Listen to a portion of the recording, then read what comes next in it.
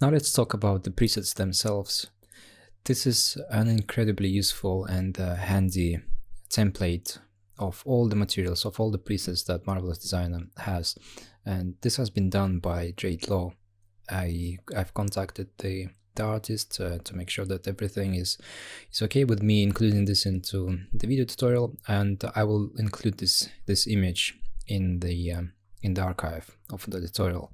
And be sure to check Jade's ArtStation page, because there are quite a few goodies that are completely free.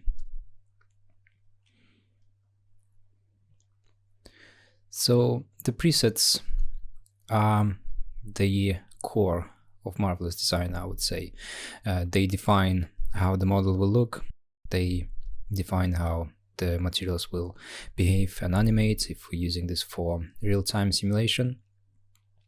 And there are just simply a lot of those presets. As you can see, there are quite a few of those things. So to have this kind of guide is a really nice starting point for defining the materials. I didn't ask Jade what's the resolution, what's the size of the garment in this case, and it's a very crucial and important thing, because if you are trying to make something like this, some kind of scene that involves the same objects and the same clothing, you might not end up having the same results. And the reason being, the size really matters. To explain this a little bit better, imagine if we had two pieces of clothing, this one and let's pick this one in the middle. If you enjoy this content or find it useful, please consider supporting me by buying me a cup of coffee via the link in the description.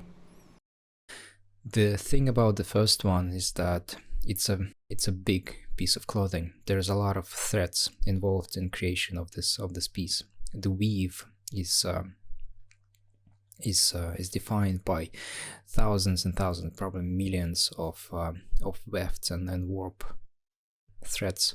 Whereas in this case, the size of this piece, regardless of what it is made of, whether it's something as thick as this, perhaps like wool, or something very fine as silk, still there would be simply not enough thread. The weave would be fairly small compared to the other piece, and so there's just not enough surface for folds to accumulate on such a small area.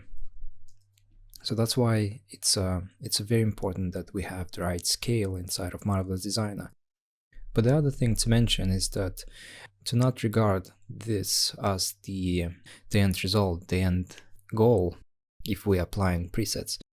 The way to think about it, the way to think about presets is almost like a starting point, because if we are working on a piece of clothing and we're making that for the result that is going to be static, meaning that it's going to be used in video games or collectibles where there is no real-time simulation is involved, we want to make sure that the end result is as beautiful and attractive as it can be. And simply applying presets doesn't necessarily solve this task. What we need to do is we need to apply the presets, we need to apply the materials, and then we should manually refine the model itself inside of Marvelous Designer by moving some things around, by defining the folds manually, by clicking and moving our mouse and all of those things.